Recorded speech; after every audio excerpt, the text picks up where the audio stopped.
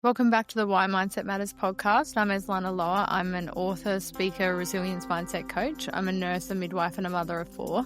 If this is somehow the first episode of mine that you've found, I do want to provide a trigger warning. I do discuss the loss of my teenage daughter, Riley, to suicide. In this episode, I want to revisit manifesting and the successes that I've had, because I know that I shared about how I'd been tapping into the power of manifesting like a motherfucker and the 369 journal. But I also want to discuss the 2 mottos that I now live by in life and that definitely help me manifest the life that I'm absolutely loving and enjoying. And so I know I alluded in a previous episode to the fact that I was enjoying a lot of reaping with regards to what I'd sown in my life and manifesting, and that I would share some of that in an upcoming episode, and that's what today is about. So since I found the 369 journal back in, I think it was November, December last year, my life has completely transformed. I did start the 369 journal as a bit of an experiment. And if you haven't listened to that episode, I would encourage you to go back and listen to that one first. But I did it as a bit of an experiment, and it was something that paid off. And as long as I did my journaling, everything in my life was flowing and manifesting. And if I got lazy or stopped, everything stopped. The other things like running ads would still be the same, but bookings would stop, and then I'd start the writing and the bookings would start flowing again. And so it became more of a religious practice to me because I saw how powerful it was, how much it worked, and how much I was benefiting from it. So I got serious about it. I have spent the better part of this year doing that. And now I'm happy to say that I'm in this place of flow where I don't have to write anymore. I have created, I don't know if it's a combination of opening up the channels and the power that we have to manifest and then stepping into that, but also tapping into the true understanding and belief around how powerful we are to be able to manifest. It has meant that I don't actually need to. It doesn't mean I won't do the writing again, because if something came to the forefront that I really wanted to manifest, then I would start writing that again. And when new things come up, I do get more serious about it. But I find that particularly the things I was trying to manifest are in so much flow now in my life, and in a transformative way that it doesn't require me to write it 3 times in the morning, 6 times at lunch, and 9 times at night, which is actually an incredible benefit to being committed to it. Because I think if you start out at it and you think that you have to do this 3 and then 6 and then 9 writings every single day for the rest of your life in order to enjoy the things that you're trying to draw or magnetize into your life, then it can feel a bit overwhelming. So that's an added bonus that I wasn't expecting. Initially, I started writing that money flows freely into my life in new ways every day, and that I live in abundance and have more than enough for everything that I desire. And then what I found was that when a bill would come, I would resent it and I would hold out paying it until it was absolutely due. I would hold on to the money. But something that I came to realize is that money is flow, and we can't be manifesting more money flowing into our life if we're kind of cock blocking our success by holding on to it at the end of that. Think of it as like a tube that needs to freely flow. It needs to flow in out of our life, but it needs to flow as freely out of our life. And the reality is that bills and things like that are foreseeable. We know they're coming. And a lot of these things might have been monthly bills. So I absolutely know it's coming again soon. And so having resistance to actually releasing the money or paying it wasn't serving me. It was slipping into scarcity mindset, which is what is in opposition to manifesting and flow. So I realized what I was doing, and I changed the scripting from I have more than enough for everything I desire to I have more than enough for everything I need and desire.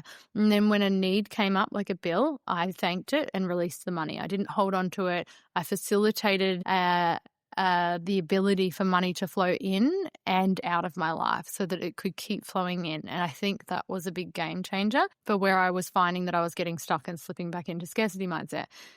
Anyway, so I also was aware that I wanted more clients, and that's how I wanted more money for my business. But I wasn't going to limit life or the universe or myself by saying that, new clients book with me every day or whatever. And that's why I scripted it as money flows freely into my life in new ways every day. There has been incredible things that have happened in my life, which I want to get into and share with you, because I see this as a way of motivating those of you who are interested or have started journaling to just keep doing it, and maybe visit the way that you're scripting it so that it's not limiting you in any way. Because if you get too specific about things, like if if I had said the form that I want money is in the form of clients and therefore restricted it to being about clients, I would have cut myself short for the other ways that money could flow into my life. Anyway, I had hurt my back a few months ago, pretty bad, and so bad that I wasn't able to train properly. I had to discontinue the work I was doing with a personal trainer. It was affecting me across every area of my life because I train a lot and I couldn't train. Then I was eating more. I was putting on weight. It was really affecting me. And I had seen different practitioners that would normally be able to fix things like this for me and was not able to get a resolution. Or if anything, I got short-term relief, no actual resolution to the symptoms, and that were now affecting me so grossly. So that was the backstory leading up to me going to Bali. Before I went to Bali to finish writing the book, I also had booked seeing Dr. Demartini in Sydney with my 16-year-old daughter. So we were going to Sydney and I said to the girls, I'm such a powerful manifester. I'm going to manifest a whole row on this plane. I don't want to sit with other people. And I was traveling with Mia. And all I kind of meant was like, I don't want other people to sit with us, you know. They would have been completely happy to be sitting with Mia. But we get this flight to Sydney, Gold Coast to Sydney is not a long flight at all. And we get on, and I hadn't picked the seats. Normally I would try and pick the seats because I want at least one of us to have a window seat. And I hadn't allocated them. And we get on this flight, and I am seated next to the window on a packed flight with a whole row to myself. And Mia isn't even sat next to me. She's sat 3 rows back, but in a window seat. And I said to her, darling, when the flight takes off, you can come and sit with me. And she said to me, are you kidding? I've got a window seat. Normally you would take the window seat. So she was very happy where she was sitting. And on this completely packed, booked out flight to Sydney, I'm sitting there with a whole row to myself. I'm totally enjoying this manifesting as an experiment where I just keep pushing the limits. And I'm very much, as I say, enjoying it. I get this flight. We fly back from Sydney, and then from there, so I had 6 flights in just over 2 weeks. I went to Sydney and back, and then I went to Melbourne, and from Melbourne to Bali, back to Melbourne, and back from Melbourne to the Gold Coast. In that time, I did this by manifesting a whole row to myself 4 times out of those 6 flights. But the next one that I did it, so I had booked Jetstar, and for anyone who doesn't know, Jetstar is our budget line to get from Gold Coast to Melbourne, which is like 2.5 hours, because I was flying to Bali from there. And I booked Jetstar. The next alternative is Virgin or Qantas, and they're significantly more. And for such a short flight, it's really not worth it, is what I thought. So I booked that, and I start going on about how I'm going to have a full row to myself and not sit with anyone. And Jetstar send me an apology email saying we've had to change your flight. You'll now be flying to Melbourne with Qantas. Not mad, because Qantas is exceptional comparatively. And so I'm stoked that I'm on a Qantas flight. And then I'm about to leave for the airport, and I find that my flight has been delayed. Now, I will never complain about a delayed flight. It will never leave my lips a negative thing about that, because I don't know what's going on behind the scenes. But what I do know is that I 100% would rather be safe on the ground than at risk in the air. So I will never complain about that. I see that as life just kind of taking care of us in some ways, and we don't always get to pull the curtain back and understand the ways that life is taking care of us, but I do trust that. Now, the 2 mottos that I've been living by is start saying yes to life. I know I mentioned that in a lot of the earlier episodes, but I've started saying yes to life. When things come up, opportunities arise, I say yes. And my attitude towards that is everything that you desire that's not currently in your life is on the other side of a doorway you're yet to walk through.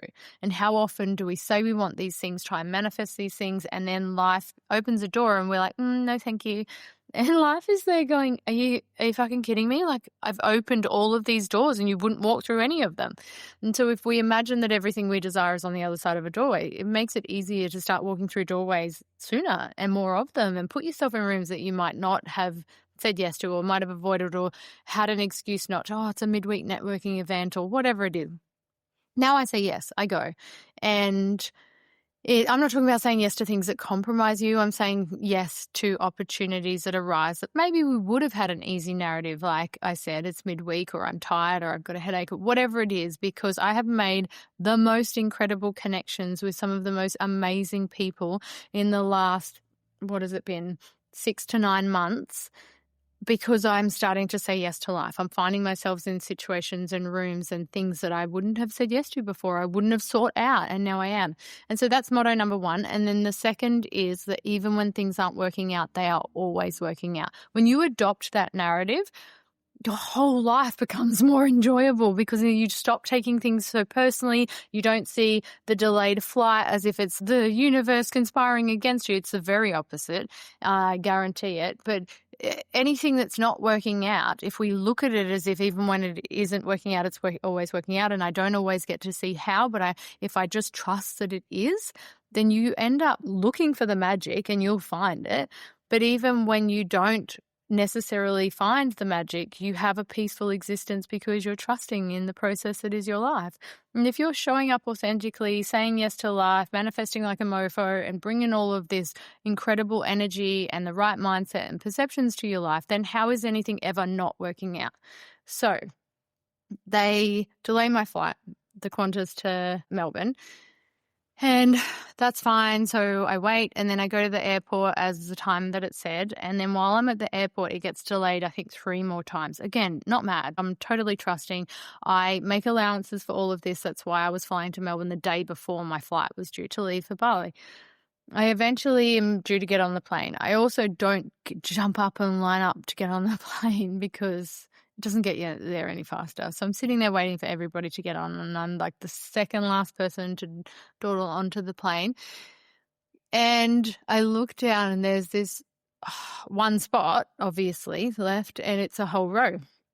And my seat is in this whole vacant row, and I've done it. I've manifested the whole row to myself to fly to Melbourne. And it got me thinking, I have no idea what went on for the people who were supposed to be on this packed flight or whatever, but I have a good idea that when I said I'm going to manifest a whole row to myself, the universe went, just give me a second, darling, because that's not going to happen on this Jetstar flight. So let's just move you across to Qantas. And then again, the delays was, just give me a second, okay? Still working on that row for you. Still working on that row for you. I could have been pissed off. I could have been annoyed that I was wanting to get away on my holiday, and could have been frustrating. I was just leaning into the whole process because everything comes back to me remembering who the fuck I am and that I manifest like a mofo. So whatever's happened, whether people were sick, whether it was the delays that messed with them and that's why they didn't make it on the flight, this flight was packed. But with all the things that happened, what resulted was 3 seats completely empty for me to put my feet up if I wanted to on this flight, which just reinforces to you, holy shitballs, I'm doing this. I'm powerful beyond measure. And like I said to you, this happened 3 or 4, I think it was 4 times out of the 6 flights. It was incredible. So then I get to Melbourne Airport and I'm walking through this busy airport. So I'm there for the flight to Bali the next morning and I'm looking for a coffee, and there's quite a few options in the airport. And I go into one and it's packed. The lineup is there, the tables are packed, and I just felt this instinctive nudge to just keep walking. And I keep walking and I find this cafe and I order my coffee, and as I turn, it's packed. Like there's nowhere to sit in any of these places. And as I turn around, somebody leaves this high table with stools. And so I take the seat, and it's like a communal table. There's quite a few people at it. And there's a couple sitting across from me, and we're just having our coffee, and then somebody says something over the speaker and all you hear is Bali. We're trying to make it out, and you can tell by the expression on their face and mine that we're both trying to listen quite intently, so we must be all going to Bali. And we kind of clarified with each other what they had said, that our gate had moved, and that got us talking. And they said, oh, what are you going to Bali for? And I said, I'm finishing writing my book. And they said, what are you writing the book about? And I just took a deep breath and I thought, I don't know if these people are ready for this, but you asked, you're welcome. And so what happened was a beautifully in-depth conversation with this amazing couple who happened to be a principal, high school principal, and a school wellness teacher, about the loss of Riley, my grief journey, my resilience, the fact that I'm going to finish writing my book, and then that I had started a podcast. And the gentleman said, oh my God, I was looking for something to download. What's your podcast? So he downloads that. We have this great chat, and then they're off to the toilet, I'm off to the gate. We see each other at the gate, and then I wait till the end and everyone's on the plane to get on, like I mentioned. And as I walk onto the plane, I see the only seat that's left, and I check my ticket is next to this beautiful couple out of a whole plane of people that I could have been sitting with. So I was not mad at all that I didn't get a row to myself, because I was just stoked. I had this beautiful connection with these amazing people, and then we went our way, and that was it. I didn't see them again. But I've been reflecting, and especially in the last couple of months, about the synchronicities that have to occur for any two people to ever meet. Think about it. Where you were born, where they were born, everything you've been through in your life, everything that's happened in the week leading up, or the timing of that day, or the things that you think got in your way, that you were late to that particular place to be there in that space at the same time as this other person. It's phenomenal. There's so much magic in life, and I truly believe not very many, if any, accidents with this kind of thing. And I'm just in awe of it. Every time I have a connection, all of these beautiful connections that are coming to the forefront of my life, clients that book in with me, we then have this amazing connection that forms into a friendship, and all of this stuff that is bringing so much joy and excitement and enjoyment to my life is blowing my mind. It's just amazing. It is definitely a much nicer way to look at your life, because when you realize that life had to line up all of these things for you to meet whoever it is that you're meeting or that you're talking to, it really, it's magic. It's magic. Even last week after we lost Bodhi, and I was sad. I was sad. And I've been walking every day along the beach near where we live, and I gym and then I walk before work. And this day I was later. I wasn't running late for anybody other than myself, but later than I anticipated to do all the things that I was doing. And as I was walking up this hill, I came across this beautiful dog, a golden retriever, I think. And I was already patting the dog before I'd said to the owner, "Can I pat your dog?" And she's like, "Yeah, of course." But I had tears rolling down my face as soon as he started just cuddling into me. And she's like, "Are you okay?" I said, "I lost my dog last week." And she's like, "Oh, darling, yes, you can pat. He loves cuddles, and he's all up in my lap, and he's laying across me." And we got talking and spoke about the loss of Riley and about life and all these things with this beautiful stranger. And then hugged at the end when we were saying goodbye. And I said, "I'm so grateful that you were here today." And she goes, "You know what? I'm never here. I never come up to this part of the hill. And things happened in my day, and I was here later than I expected. And I just thought, you know what? I'm going to go up there." And she goes, "I'm so grateful I was here today." And then I said to her, I was running late. Like, I was meant to have done everything and done my walk earlier.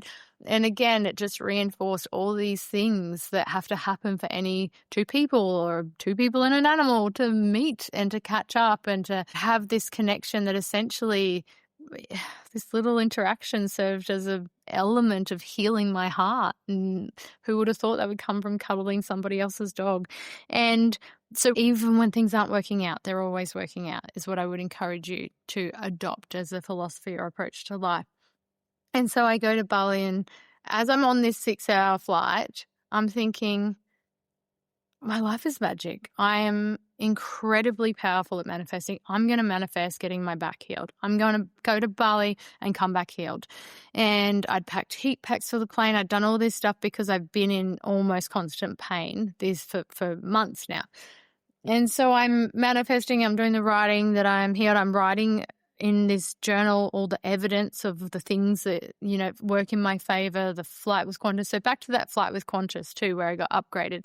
I get on the plane, and if it had been Jetstar, they'll serve you a dog shit sandwich and charge you $50, and it is so subpar comparatively. I got on Qantas, the smell of this gourmet chicken and leek pie is wafting through the cabin. They come along, they feed you, it's all included, all the drinks are included. Like, I got spoiled on this flight. It was amazing. I didn't just get a row to myself, I got upgraded and I got spoiled. So the universe will 100% take care of you if you allow it to. If you start saying yes to life, if you walk through the door, if you walk through the door of life by saying yes to something and it doesn't serve you, you can leave.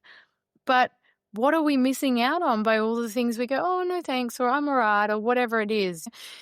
is what I would encourage you to think about. So I go to Bali and I'm looking into chiropractor, and it comes up with a Balinese gentleman that it says is an experienced chiropractor, but he incorporates traditional Balinese healing into his practices. And he's Western money, but I don't mind. I'm here. I'm all about it. So I walk a long way to where it says he works, and I speak to the lady and she says, oh, he doesn't work out of here. He's out of a high-end hotel now.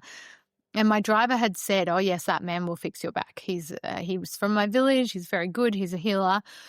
And so I'm trying to contact this hotel for days through WhatsApp, and I'm not getting anywhere. And eventually I get a response that he's booked out the next 2 months in advance.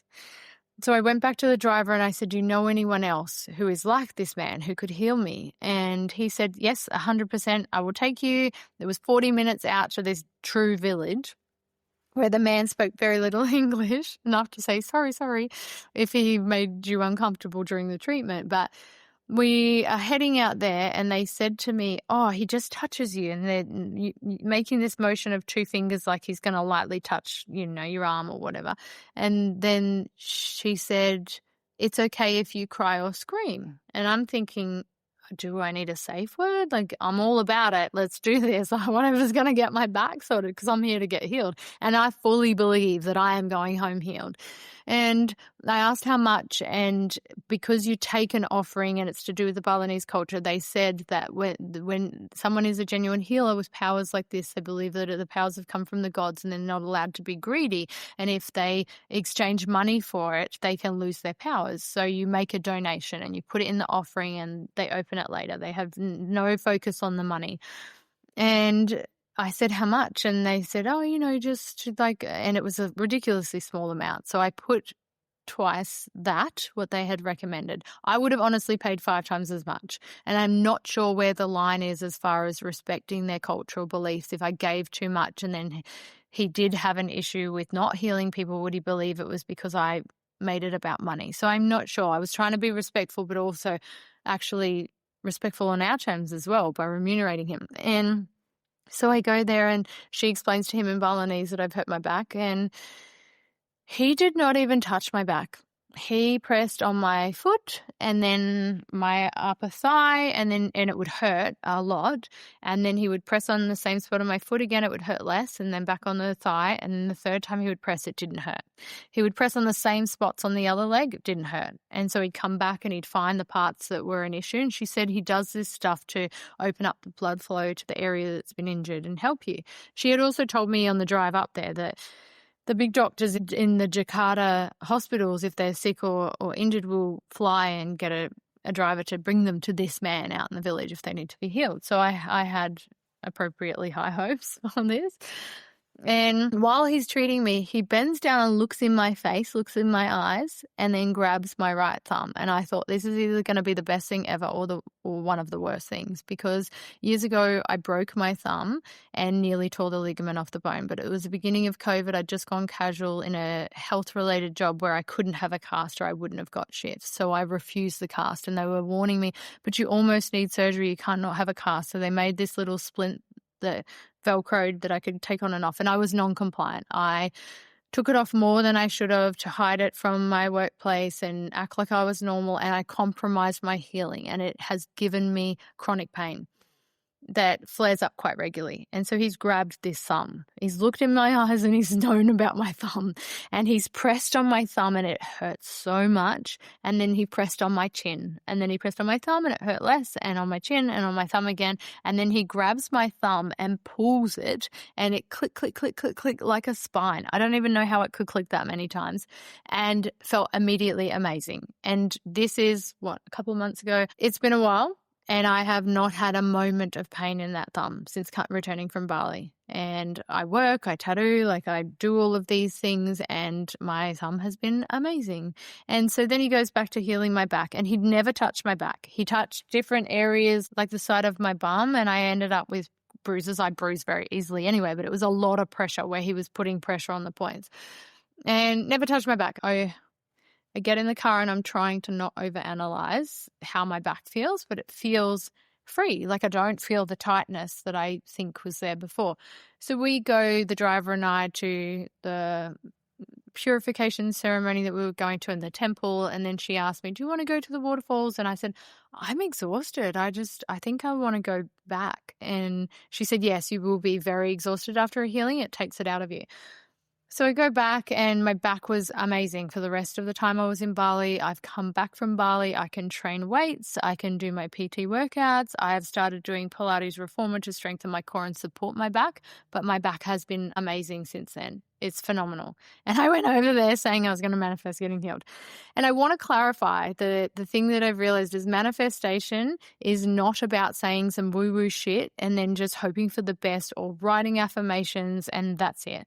It is writing your affirmations, doing the things, doing the 369 journal, letting go of the wheel of life. I think our ego wants to white knuckle the fuck out of the wheel of life, thinking that it needs to know that if I want to get healed, it needs to be via this and I need to go here or whatever it is that you're trying to manifest it. And the ego thinks it knows that if you want to get from A to B, it's going to have to go this certain way. And the beauty of manifesting is that's not the case. You need to let go of the wheel, but then act with intention. It's not enough to write that I'm going to be healed. If I didn't Google Balinese healers or you look for alternatives to support that and then say yes to some of them. So you can see how it's all intertwined.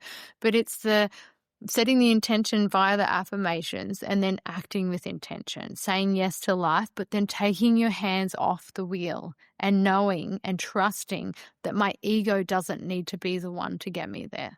I can put all of the right effort in and then the universe can take care of the rest, because the ego would probably take me the long way or the wrong way. And the universe is going to go, no, darling, let's just take this little shortcut. We can 100% get you there and with greater ease and probably quicker. So I'm loving that experience of life. And it just, I don't have the time within the constraints of this episode to do justice to how many things like that have been happening. But that has been what I've been enjoying in my life. And I highly recommend that you get around it and start manifesting like a mofo. And if you haven't listened to the episode called Just That, then I would start there, because it does discuss the 369 journal and the elements of it. And this was always the inevitable brag session that I wanted to revisit you guys with and share. And I think when you're sharing things that are amazing and that benefit others, 100% brag. If you're sharing things about your wins, 100% brag. If you've got people around you who don't want to listen to your bragging, but your bragging is not like malicious or ill-placed, it's about sharing the wins so that you can empower and lift others, then get new people around you, because the right people want to hear you brag about your wins and about the ways that you know that you can help other people win in the same way. Because like I keep saying, we're in this shared experience of this roller coaster we call life, and it's nice to surround yourself with people who want to see you do well and lift you by default. So like I said in the other episode, your circle matters and you are completely capable of manifesting like a mofo. So I suggest that you get around it. I know I've also discussed or alluded to the fact that I've had a lot going on lately, and I have another episode coming next week about the negative self-talk I've been battling with, but the transformation that is happening for me and all of the exciting stuff that's also happening. So I'll wrap all that up into one episode. And then that is going to be the end of season 1 of Why Mindset Matters. I will be off to Bali with my daughters for Mia's birthday and going to take a reset break where I come back refreshed and into season 2 of this podcast, which I'm super excited about, because the transformational changes that are happening for me on a personal level make it feel right that this is season 1. This has been an absolute season of my life and my learning to live and grieve simultaneously in my journey. And I feel like we're about to head into a whole new season of what my life has to offer and what I have to share. So I'm excited about that. So there'll be an episode next week, and then there'll be a 2-week break, and then we'll be back at it with season 2, which will also include me hosting some podcast guests, which will be exciting. I've got a couple of people in mind already, but I have some exciting guests that will be coming on the podcast as well. And then in between those guest podcast episodes, I will continue to share episodes like this, insights about what's happening in my life that I believe would be beneficial for other people to hear, and let's stay on this journey together. But I am very grateful to have you guys here. I'm so grateful for everybody who continues to support and listen and who is game enough to be on this Why Mindset Matters journey with me, because I believe that you and I both benefit from it and we'll be growing together. So thank you so much for listening to this episode of Why Mindset Matters. I'm Eslana Loa. You can follow me on Instagram at Eslana Loa. I very much look forward to sharing everything that I have to offer in the upcoming episodes, not just next week, but season 2. So I'll see you there.